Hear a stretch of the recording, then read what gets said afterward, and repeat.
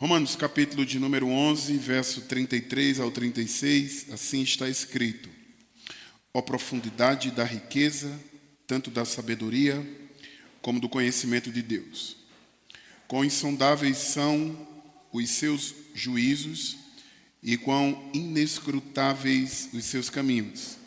Quem, pois, conheceu a mente do Senhor? Ou quem foi o seu conselheiro? Ou quem primeiro deu a ele para que lhe venha a ser restituído? Porque dele, por meio dele e para ele são todas as coisas. A ele, pois, a glória eternamente. Amém. Vamos ter uma palavra de oração?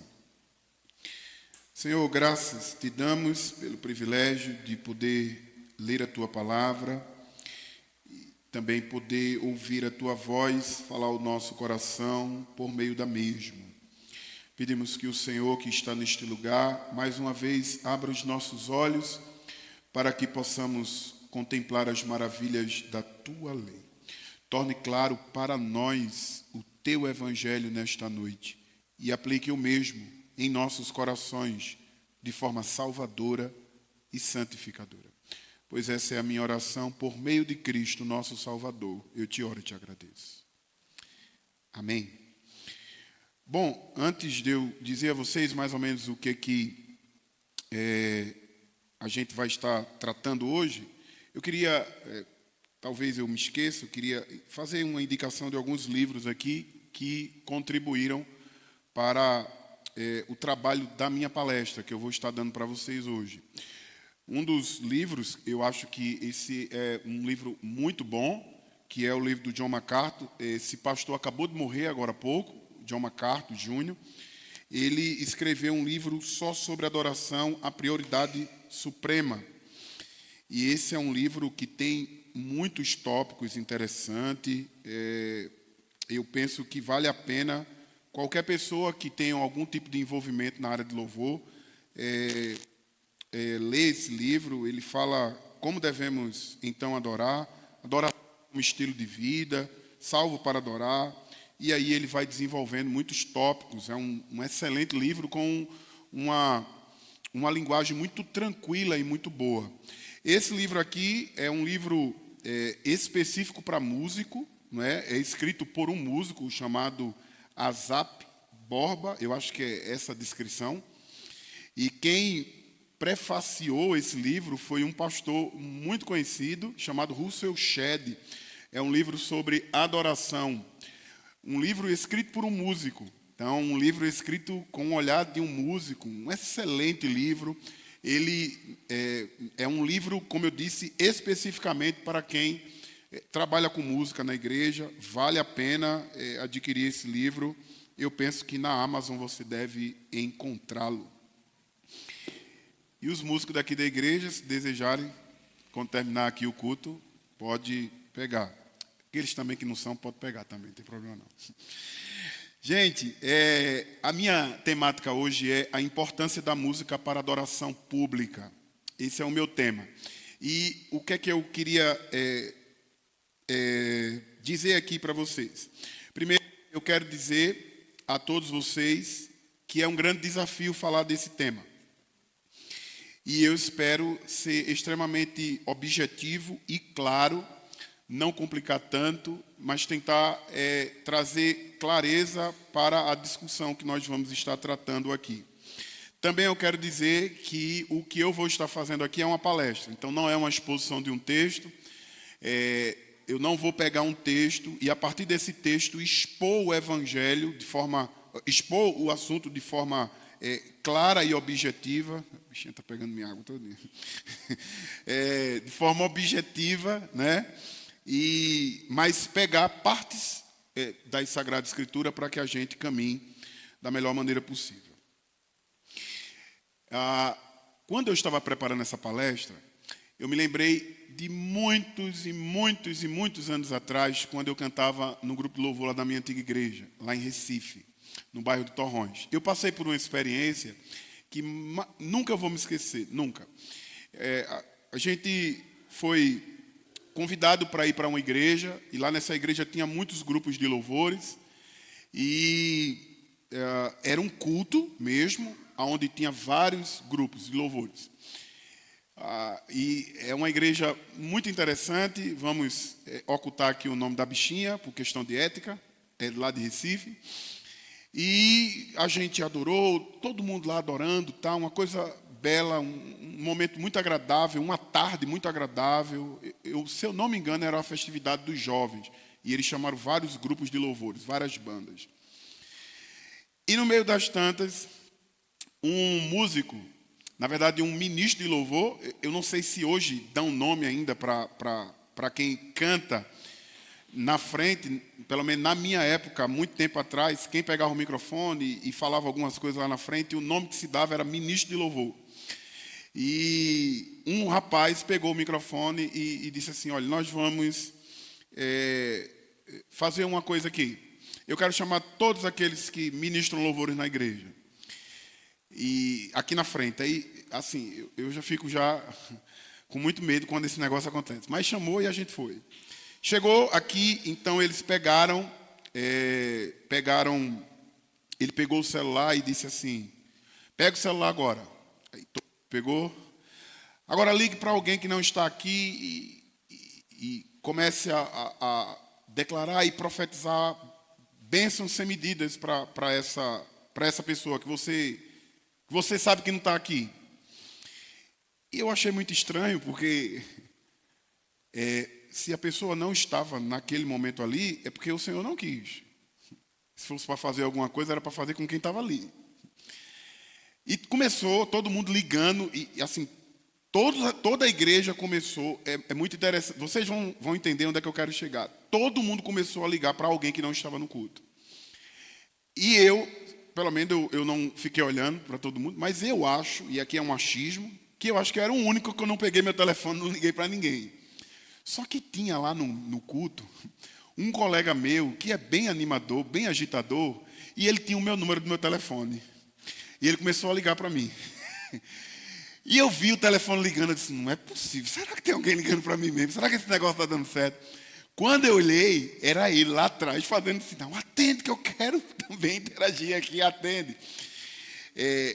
E eu olhava para o pastor e eu via o pastor extremamente constrangido, mas ele não podia fazer nada, sei lá, ele não tinha condições de dizer absolutamente nada. O que essa experiência aqui nos ensina? Primeiro, que a música no culto tem um papel fundamental. Aquela experiência me fez eu ter esse tipo de concepção. A música no culto tem um papel fundamental, só que não é o homem. É a glória de Deus.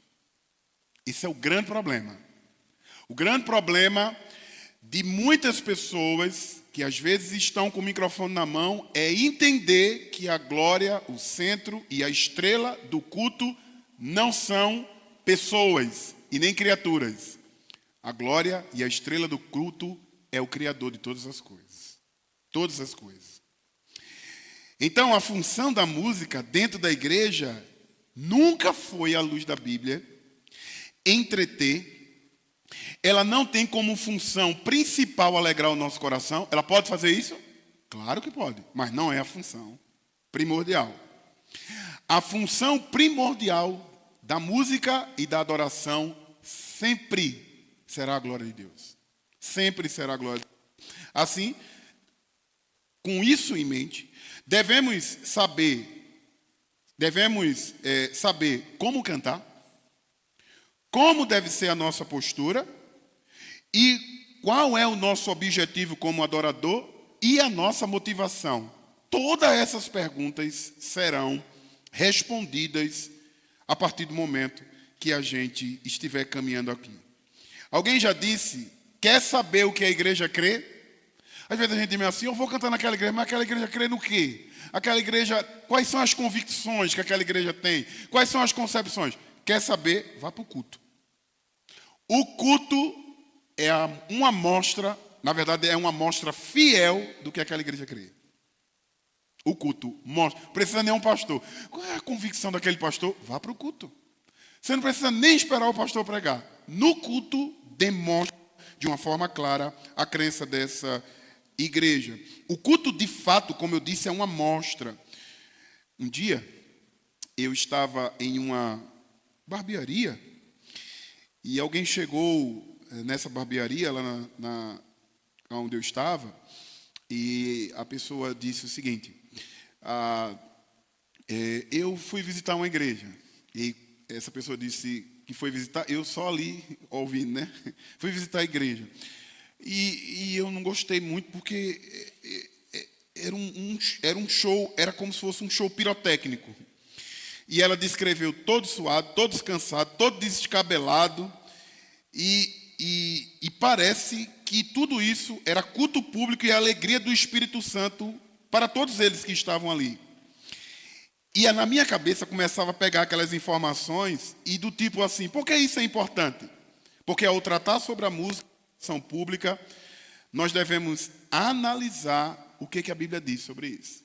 Nós não podemos emitir nenhum tipo de opinião, a não ser o que a Sagrada Escritura diz sobre isso.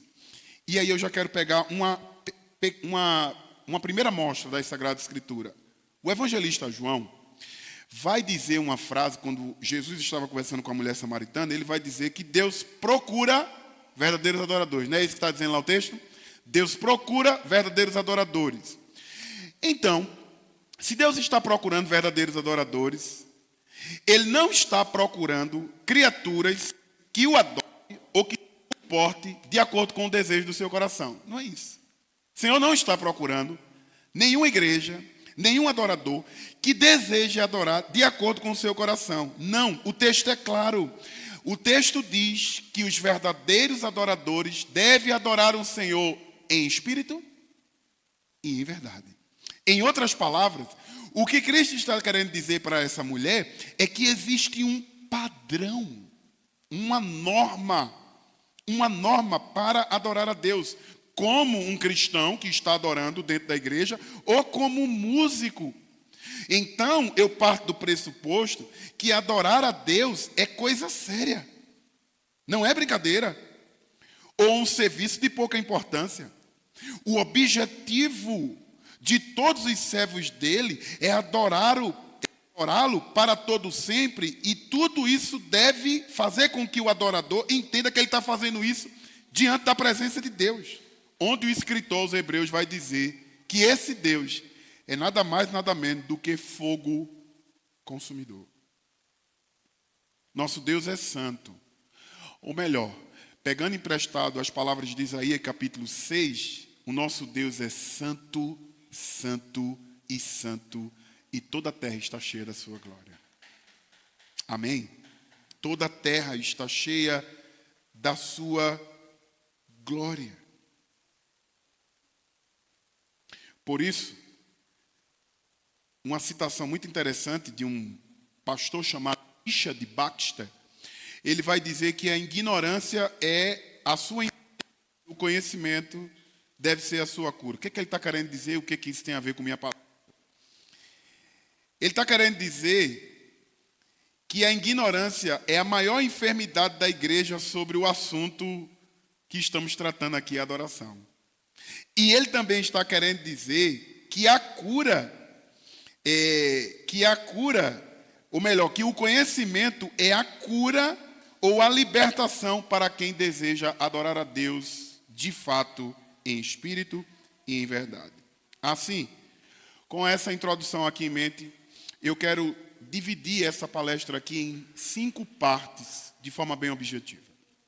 Primeiro, quais foram a importância da música, que a música teve na história da igreja no que se refere à adoração pública. Nós vamos pegar alguns recortes aqui. Segundo, a música é importante porque ela nem é neutra e ela nem é central, mas ela é um instrumento para a glória de Deus e a edificação do povo. Terceiro, a música ou adoração é importante porque ela foi ordenada por Deus. Quarto, a música é importante porque os seus conteúdos são bíblicos e deve ser centrado em Deus e em Cristo. E em quinto lugar, a importância da música na participação da congregação é prioritária acima de qualquer performance musical.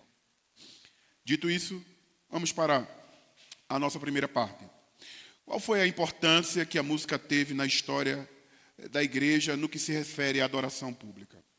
Como eu disse, eu quero fazer um pequeno recorte sobre a importância do cântico no culto público. É preciso dizer também a todos vocês que, ao tratarmos sobre esse assunto, precisamos entender que grandes homens de Deus na história, muito antes de nós, século I, século II, século III, século IV, eles sempre tiveram uma preocupação com a música dentro da igreja. A música nunca foi algo de pouca importância. Nunca foi. O que vamos colocar aqui para todos vocês é que a Igreja do Senhor sempre teve uma preocupação com os cânticos e os seus cultos e, consequentemente, com a adoração pública. Por exemplo, vamos fazer um recorte aqui muito rápido. 354 depois de Cristo, e eu estou falando aqui do ano 4º ou do ano 5º depois de Cristo. Estou citando aqui Agostinho de Hipona, chamado um dos pais da igreja. Talvez a gente ache que esse camarada não tem nada para falar sobre música. Ele vai dizer que sempre entendeu que a música era importante para inflamar o coração do povo e fazer com que a igreja tenha zelo pela verdade cantada. Agostinho ainda se preocupou com o perigo dos cânticos, o perigo de os cânticos despertarem emoções além do que deveria, de modo que a igreja não se preocupe realmente com o que está cantando, e sim com a melodia. Agostinho não tem problema nenhum com as emoções no culto. Ele não tem problema nenhum com o Senhor, no momento da adoração, vindo visitar o cristão e o seu coração. Mas ele entende que essa visita deve ser uma visita inteligível. Eu começo a ser quebrantado por aquilo que eu estou cantando, não é por uma melodia.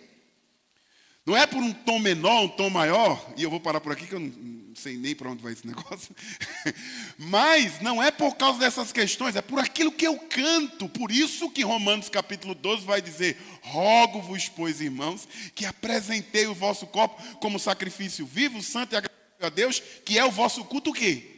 Racional. Então, Agostinho, já no século V, ele não está sendo contra a visitação do Espírito Santo no culto. Não tem nada a ver com isso. Ele está dizendo que essa visitação deve ser por meio do que está sendo cantado. E é por isso que a gente vai ver que ele defende que o Evangelho, a Bíblia, a Sagrada Escritura seja cantada. Como não quebrantar o nosso coração cantando uma música que acabamos de cantar agora? Ao que está sentado no trono. Não tem centralidade nenhuma no homem. Nós estamos cantando para o Senhor, e a partir do momento que cantamos isso, nós não devemos ter medo nenhum em o Senhor nos visitar, porque depois dessa visitação saberemos explicar o que foi que aconteceu no nosso coração. Não é algo aleatório. O que foi que aconteceu? Eu não sei. Foi tão bom que eu não sei o que foi que aconteceu. Não, você sabe.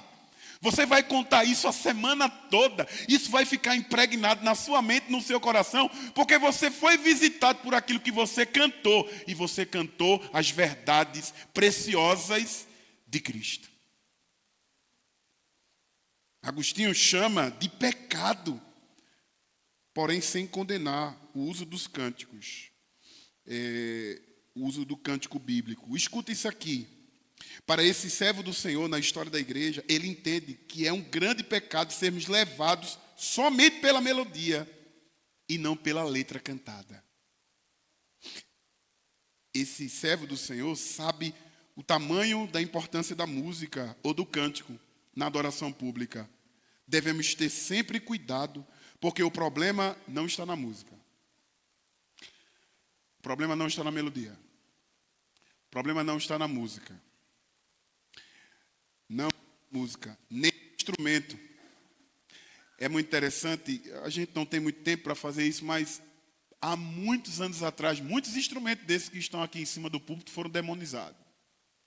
Bateria, guitarra mesmo era questão para roqueiro. Sempre foi demonizado. O problema, escuta isso aqui, o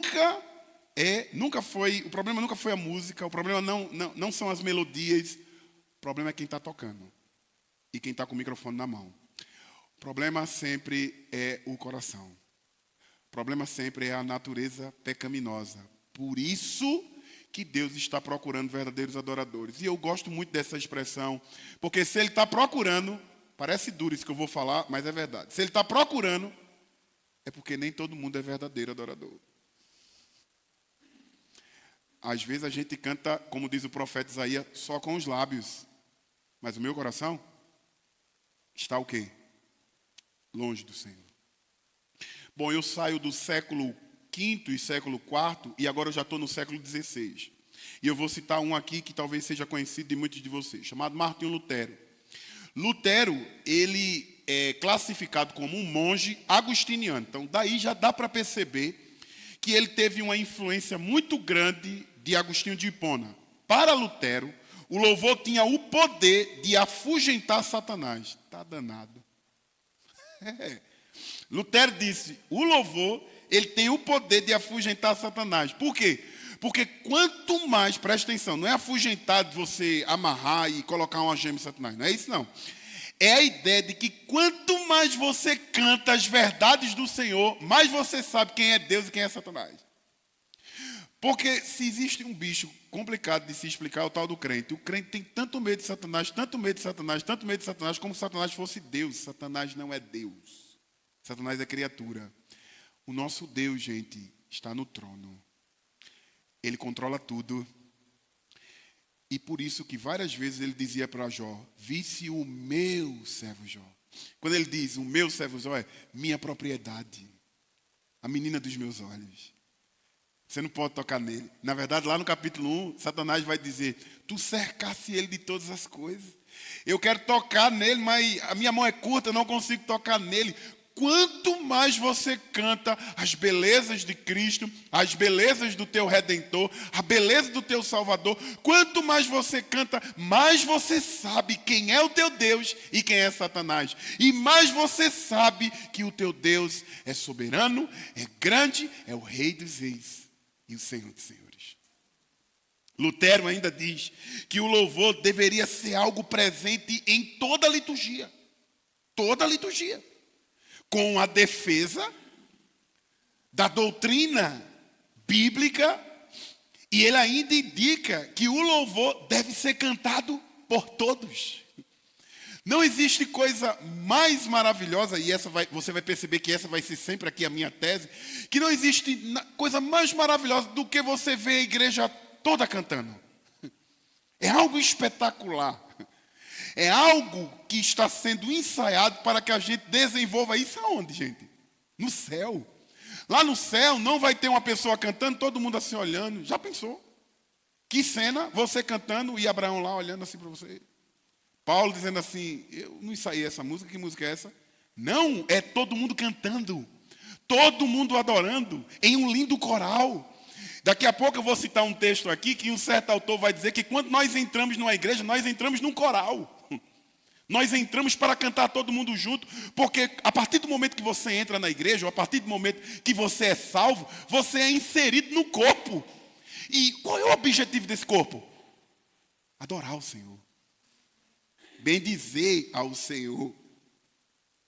Lutero, ele foi uma voz sozinha, viu gente? Século XVI, que rompeu com a tradição católica que utilizava o cântico gregoriano. Lutero foi uma voz sozinha.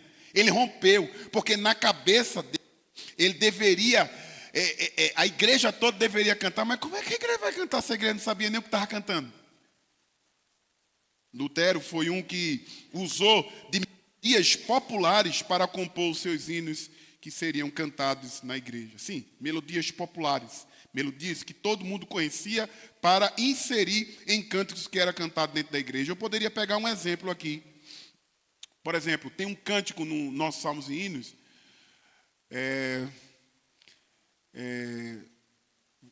acho que é aquela música, acho que é o número 13, se eu não me engano, que diz assim, vem tu, eterno Deus, expira os que são teus. Se você pegar um hino da Inglaterra, Deus salve a rainha, é a mesma melodia. Pode pegar. Pode colocar no YouTube, agora não, né? Depois. Colocar no YouTube, você vai ver que é a mesma melodia, não há problema nenhum. Lutero entendia que ele poderia pegar uma melodia extremamente interessante, colocava dentro da igreja para que as pessoas cantassem, todo mundo junto, de uma forma uníssona, aquilo que estava sendo entoado. Saímos de Lutero, pulamos um pouquinho mais para frente, e agora vamos citar outra figura muito conhecida da igreja cristã, chamado João Calvino. Calvino também sofreu grande influência de Agostinho, na verdade, em seu livro Instituição Evangélica, alguns chamam de Institutas da Religião Cristã. Calvino cita Agostinho 342 vezes. Será que o bichinho tinha uma influência de Agostinho? Isso demonstra a influência do pensamento que ele tinha. No que diz respeito à música, essa influência tornou-se evidente no terceiro livro dele, a Instituta Cristão, especificamente no capítulo 20, quando ele afirma o poder da música para excitar ânimo verdadeiro, zelo e ardor de oração. E demonstra a sua preocupação para que a melodia não seja mais enfatizada do que a letra. O que Calvino está querendo dizer aqui é que quando nós estamos cantando, não é a função primordial, tá? Como eu disse, a função primordial da música e do louvor é exaltar o Senhor, é glorificar o Senhor. Mas quando toda a igreja está cantando, isso aqui a gente precisa guardar no nosso coração. Quando toda a igreja está cantando, geralmente tem alguém que chegou tão quebrado na igreja, tão arrebentado diante das adversidades. E a igreja está cantando a puros pulmões. Por exemplo, um cântico, não sei se vocês conhecem, que diz: perto quero estar. Perto quero estar, junto aos teus pés. Aí o coro diz: te louvarei, não importam as circunstâncias. Veja, às vezes a pessoa está tão quebrada, ela não consegue cantar essa canção. Mas você está ali do lado dela cantando e aquilo ali está falando ao coração dela. Está transmitindo verdade, aquilo ali está renovando verdade. Então, para Calvino, a música tem o poder para trazer ânimo, zelo, ardor e também fazer com que o cristão volte-se para uma vida de oração. A igreja, segundo Calvino, deveria estar vigilante para que os ouvidos não estejam mais atentos à melodia do que a mente. Não esteja mais atento à melodia do que a mente ao significado espiritual da palavra cantada. Para Calvino, o que vale não é a melodia. A melodia para Agostinho, para Lutero, para Calvino, para qualquer outro referencial teórico, para todos eles, a melodia ela é secundária. O importante é o que canta. Sempre o importante é o que canta. Em outras palavras, a igreja do Senhor sempre, em toda a sua história, se preocupou com a música no culto. O que nós estamos fazendo aqui há 4 anos é só reforçar o que já vinha lá atrás. Eu costumo dizer que nenhuma igreja tem autorização de inventar a roda. Nós temos uma trajetória de cristianismo muito grande atrás de nós. O que devemos é analisar o que foi que aconteceu com a história da igreja e como foi a reação. E a reação da igreja lá atrás sempre foi uma preocupação absurda pela música dentro da igreja. Mas eu já estou na minha segunda parte e eu aprendo que a música é importante porque ela nem é neutra e nem central, mas um instrumento para a glória e edificação do seu povo. Antes de trazer algumas informações sobre isso que eu acabei de dizer, se faz necessário colocar para todos vocês que o elemento musical ele é tão antigo quanto o homem. Você sabia disso? Tendo a participação na história da humanidade desde as primeiras civilizações, logo, percebe-se que é muito comum a ligação entre a música e o fenômeno religioso em toda a antiguidade. Isso sempre fez parte. Eu não sei se você sabia, mas o homem na pré-história já expressava suas emoções através de gestos, de movimentos estranhos, ritmados. Eles gritavam, dançavam, batiam em si próprio, pintavam o rosto, com o intuito de atrair proteção divina ou de afastar maus espíritos. Por isso, os historiadores são unânimes em afirmar que a música é de origem sagrada. As primeiras músicas, antigamente, era destinada a consagrações de ritual altamente valorizado pela sociedade, como nascimento, casamento, morte, semeadura, colheita, mudança de estação do ano, chegada de primavera, fertilidade, sofrimento, doença e a recuperação de saúde. A música, quando olhamos para os hebreus, para os cristãos, é encontrada em todas as escrituras. O cântico sacro mais importante dos hebreus eram os salmos. Entre os hebreus, a música possuía uma função extremamente educativa e estava sempre presente nas festividades do povo, como chofar, saltério, harpa, carém e os pratos como instrumento característico da música hebraica. A música é encontrada em toda a Bíblia e no início da história humana. Você conhece um homem chamado Jubal? Ele é apontado como o pai de todos os que tocam harpas e flautas.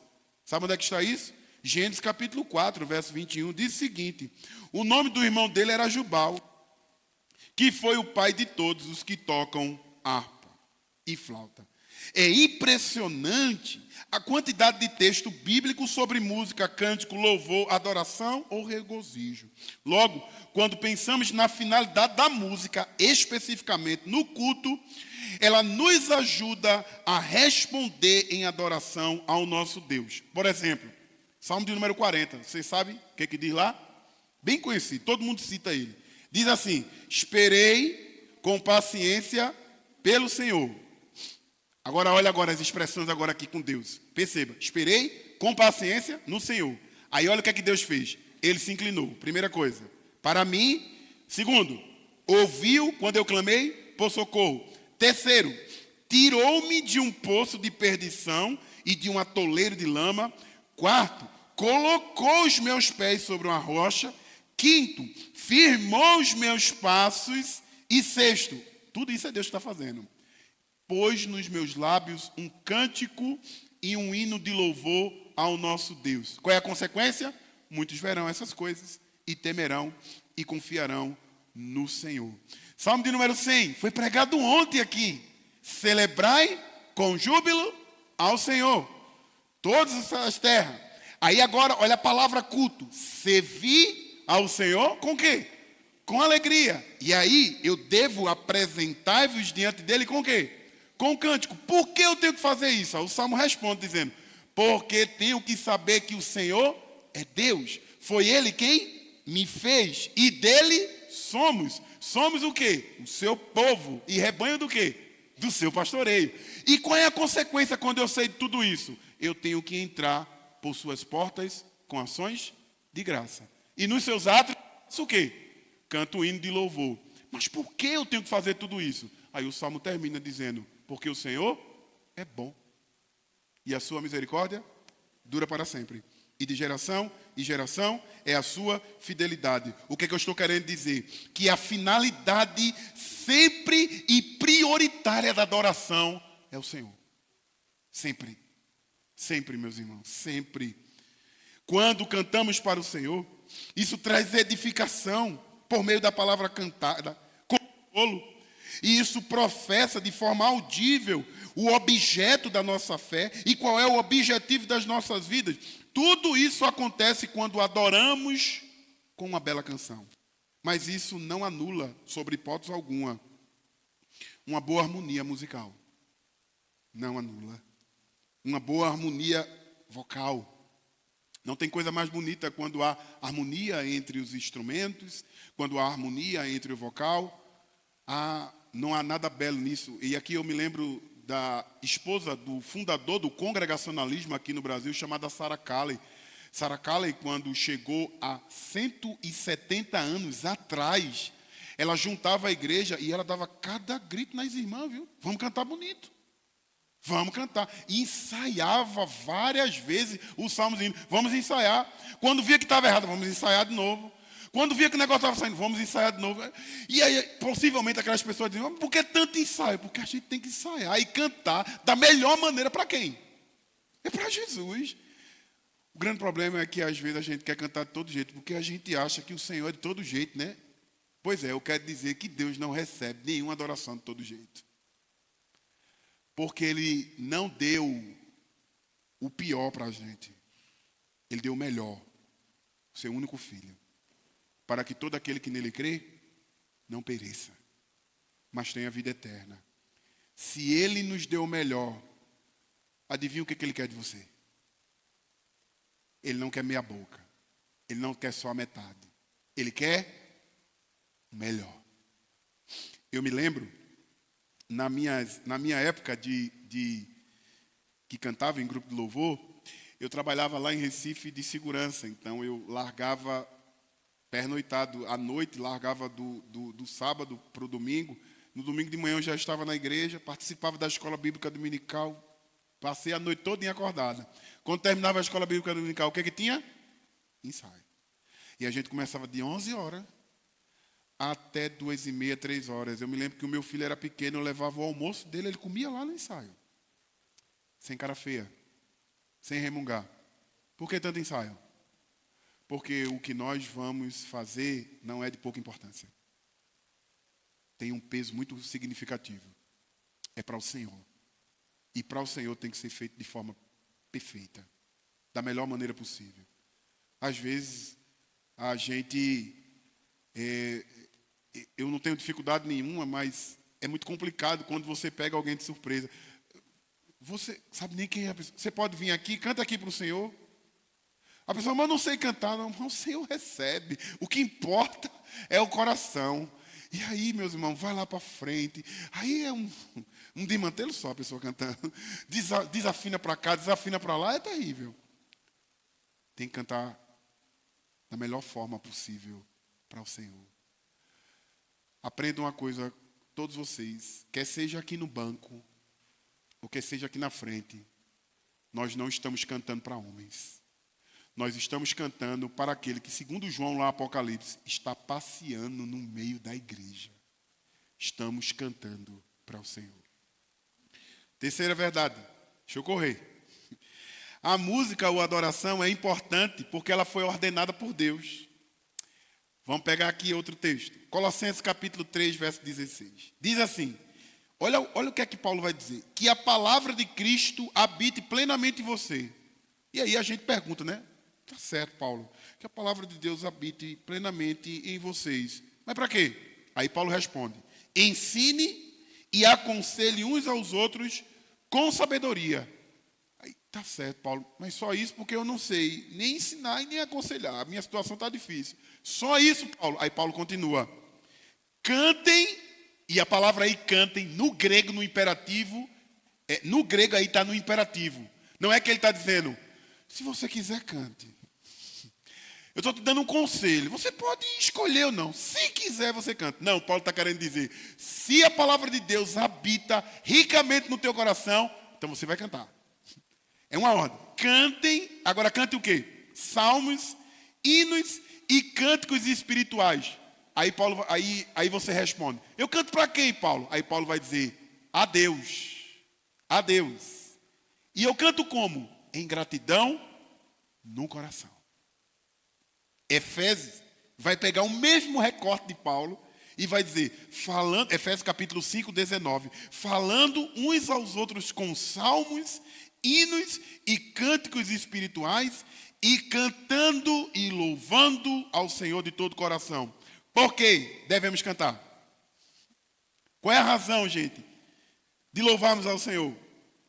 A principal razão da igreja cantar ao Senhor é porque essa igreja foi salva. É porque essa igreja foi redimida. Na verdade, eu quero que você escute isso aqui. A principal razão pela qual fomos redimidos não é escaparmos do inferno. Essa não é a principal razão. Esse é um abençoado benefício, mas não é o propósito maior. O objetivo central pelo qual somos salvos e crentes na pessoa bendita de Cristo é que Deus receba toda adoração e para que vidas possam glorificar a Ele por meio da minha e da sua vida. John MacArthur diz isso nesse livro aqui que eu apresentei para vocês. E escuta isso aqui, por favor. A principal atividade de Deus é procurar verdadeiros adoradores. Como é que Deus procura? Como é que Deus procura verdadeiros adoradores? Como é que Deus procura? Salvando. Por meio da salvação.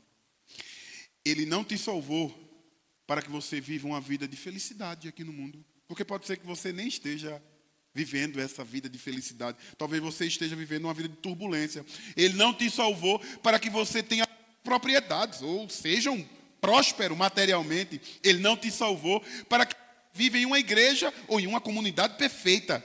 Ele te salvou para que você seja um verdadeiro adorador, que adora o Pai em espírito e em verdade. Assim, adorar a Deus é o tema de todas as Sagradas Escrituras.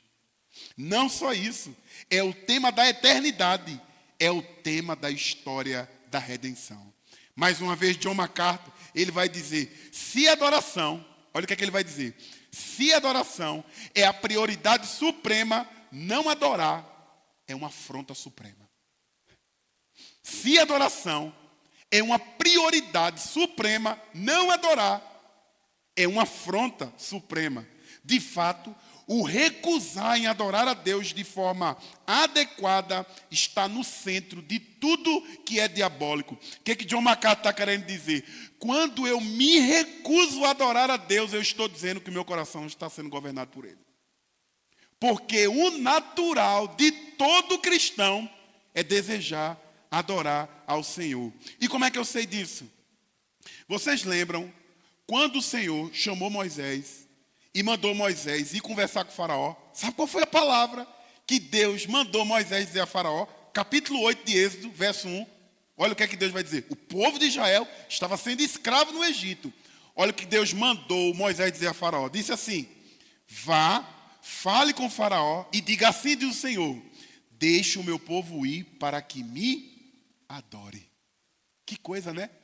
Você acha que Deus estava resgatando aquele povo lá da terra do Egito, da casa da servidão, para que vivam uma vida feliz, comendo de forma regalada? Não.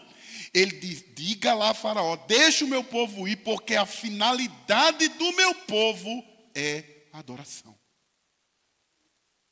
Sim, amada igreja. O nosso objetivo é adorar a Deus na beleza da sua santidade. A adoração pública é a primeira expressão visível de uma fé verdadeira. Em outras palavras, o que eu estou dizendo é que a verdadeira marca de um crente genuíno é adorar a Deus em espírito e em verdade. Ademais, estamos afirmando que a salvação é a base para a adoração. A chave que abre a porta e torna possível a adoração e a transformar um adorador inaceitável num adorador aceitável. Assim, já estamos prontos para ouvir algumas palavras muito belas de alguns salmos aqui. Salmo de número 95, versos 6 e 7. Venham, adoremos, prostremo-nos, ajoelhemos-nos diante do Senhor que nos criou. Ele é nosso Deus e nós somos o seu povo, do seu pasto, ovelhas de sua mão. E aí, o Salmo de número 96, verso 9 vai dizer, adore ao Senhor na beleza da sua santidade, trema diante dele toda a terra. Salmo de número 29, 2 vai dizer, dê ao Senhor glória devida ao seu nome, adore ao Senhor na beleza da sua santidade. Salmo de número 99, 9 vai dizer, exalte ao Senhor nosso Deus, prostre-se diante do seu santo monte, porque o Senhor nosso Deus é santo. O verdadeiro adorador, ele recebe essa convocação de adorar ao Senhor, da mesma forma que o Salmo de número 42, do verso 1 ao verso 2 diz, é bem conhecido. Todo crente que deseja adorar, ele diz isso aqui, ó, assim como a coça anseia pelas correntes das águas, assim por ti, ó Deus, suspira minha alma. A minha alma tem sede do Deus vivo, quando eu irei e me apresentarei diante da face do Senhor. O que eu estou dizendo é que se você é crente na pessoa bendita de Cristo, a tua alma não deseja outra coisa a não ser estar diante da presença de Deus em adoração e glorificação a Ele. Quarto lugar, a música é importante, porque os seus conteúdos são bíblicos e é centrada em Deus e em Cristo. Bom, se as canções são centradas em Deus, é preciso saber quem é Deus para se relacionar com Ele em ato de adoração. Você sabe quem é Deus? Porque você canta para Ele. E já aprendemos aqui que deve ser tudo cantado para Ele. Mas para que cantemos ao Senhor, eu preciso saber quem é Deus. E então eu preciso dizer aqui que Deus é a origem e o fundamento de tudo. Esse é o Deus. Ele é a origem e o fundamento de tudo. Não há outro que se compare ao eterno Deus. Por que não há outro que se compare ao eterno Deus? Porque Ele é soberano, Ele é grande, Ele é santo, Ele é eterno, Ele é a fonte de toda a vida, Ele é a autoridade suprema, Ele é majestade perfeita. Nada existe sobre Ele, Ele é incomparável, Ele é o meu e o seu Redentor. A convocação para a adoração solene é sacra. É sacrossanta, perdão. E nunca devemos nos esquecer disso. Por isso que o primeiro mandamento é para que saibamos quem é Deus. O segundo mandamento é para que adoremos a Deus na beleza da sua santidade. Um teólogo congregacional chamado William Ames, século XVIII, ele vai dizer: pois ninguém além do próprio Deus sabe o que é aceitável ou que pode conferir virtude a qualquer culto.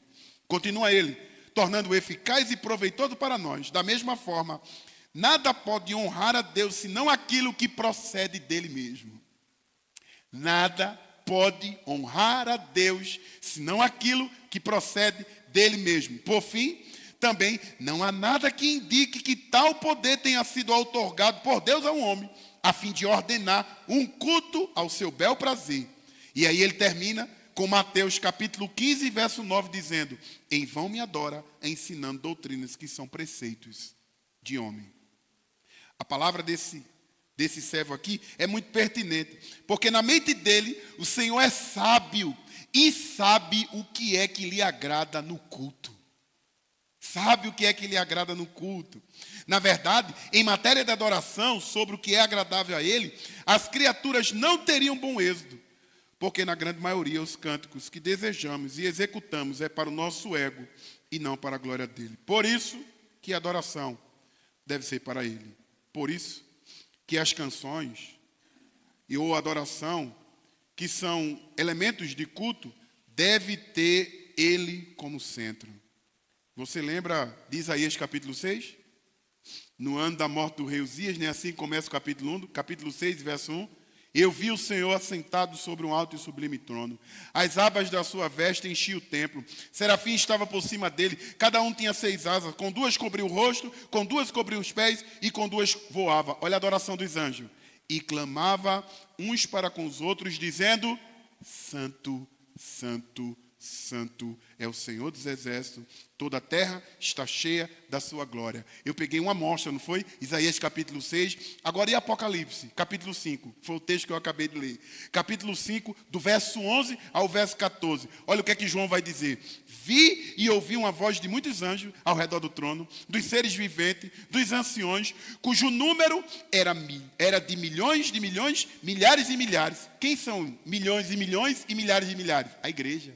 A totalidade da igreja do Senhor, tanto do Velho Testamento como do Novo Testamento. E o que é que eles proclamavam em grande voz? Eles proclamavam assim, ó: digno é o Cordeiro, que foi morto de receber poder, riqueza, sabedoria, força, honra, glória e louvor. E aí João vai dizer: então eu ouvi que toda criatura que há no céu e sobre a terra, debaixo da terra e sobre o mar, tudo que neles há, estava dizendo: aquele que está sentado no trono e ao Cordeiro seja o louvor, a honra, a glória, o domínio para todos sempre. E os 4 seres viventes respondiam: amém. E também os anciões prostravam-se e adoravam a ele. Igreja do Senhor, escute isso aqui. Não existe nada e nem espaço para o servo do Senhor ser estrela do culto. Eu vou repetir. No culto e na adoração pública não existe espaço para que o homem seja estrela. Não existe. Não existe espaço para que a música seja para o meu bel prazer ou para satisfação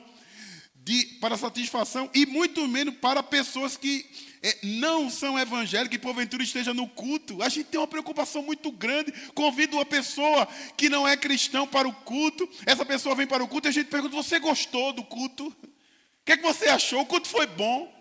Você tem que perguntar isso para Deus. Porque o culto não é para a pessoa que você visitou. O culto é para o Deus Pai, Filho e Espírito Santo, Deus triuno.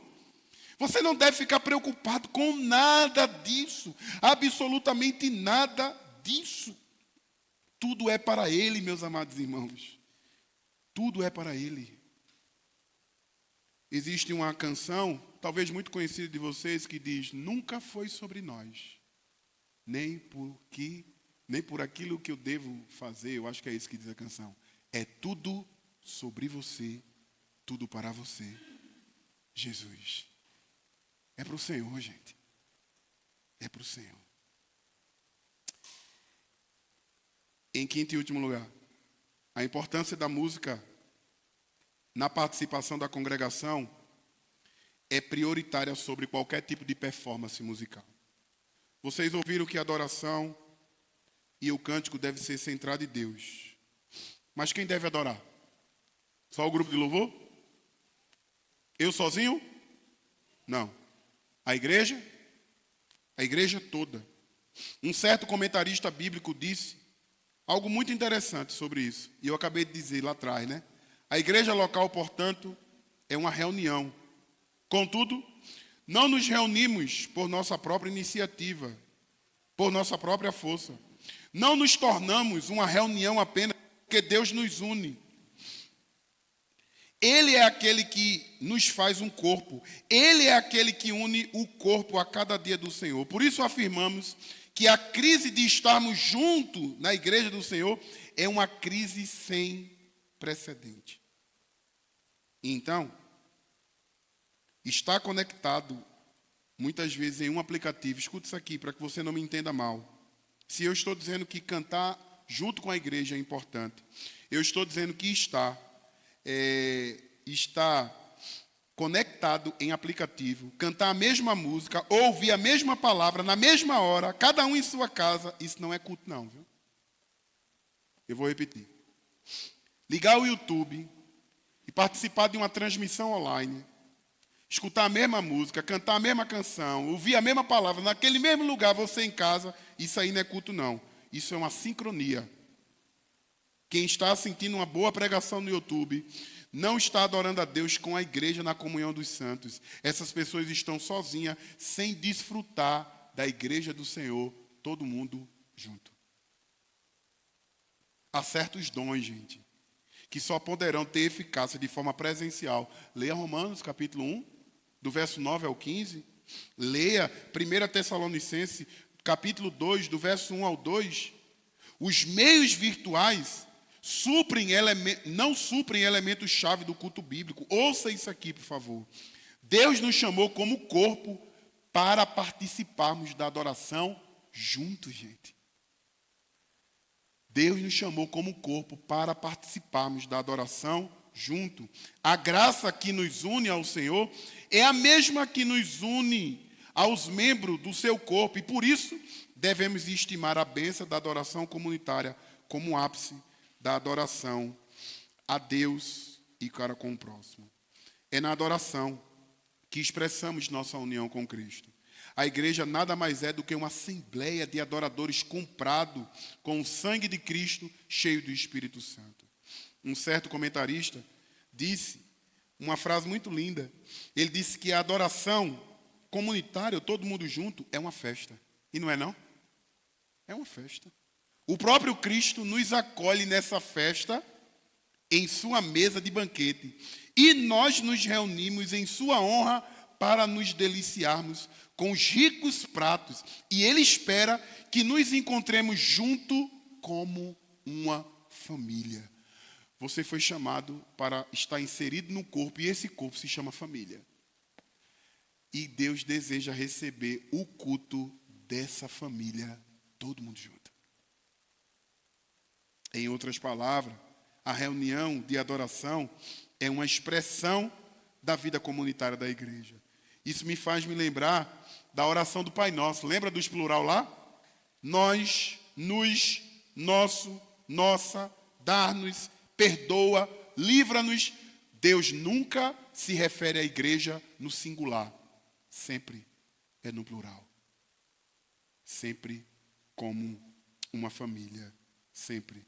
Por isso que o Salmo de número 149, verso 1 vai dizer: cantai ao Senhor um cântico novo e o seu louvor na Assembleia. O que é uma Assembleia? Igreja, todo mundo junto. Assembleia dos Santos. Assembleia dos Santos. Logo, aqui vai alguns conselhos, sobretudo para os músicos e para toda a igreja também, orar pelos músicos. Quando cantamos, ajudamos os outros a se deleitar nele e em Cristo. Por isso, nunca o estilo e a forma musical deve ser uma barreira para o cântico comunitário, mas um princípio de edificação e liberdade com responsabilidade. Os músicos devem facilitar o cântico da igreja. Eu vou repetir. Os músicos devem facilitar o cântico de toda a congregação. Se possível, o instrumento deve ser a parte mais baixa do culto. Porque a parte que deve ser mais ouvida deve ser as vozes. As vozes, se possível. Porque o protagonista da adoração sempre será as vozes. Os instrumentos são importantes? Claro que são. A Bíblia fala sobre os instrumentos. Mas eles são secundários na adoração. Eu costumo dizer que se não tiver violão, a gente consegue cantar, gente? Se não tiver bateria, a gente consegue cantar? Se não tiver teclado, a gente consegue cantar? Então, os instrumentos são secundários. Eles são facilitadores. Não pode ser o protagonista e nem a estrela. Os músicos devem cantar junto com a igreja presente. Lembre-se, músico, você é servo e facilitador para a igreja de Cristo. Não podemos ser pedra de tropeço. Cuidado para não fazer da sua voz e nem do seu instrumento ou nem da sua liderança um ídolo. Como eu disse, a estrela do culto é somente Ele. Assim, se eu pudesse concluir essa mensagem dizendo que a estrela do culto é o Senhor, não é? Sim ou não? Sim.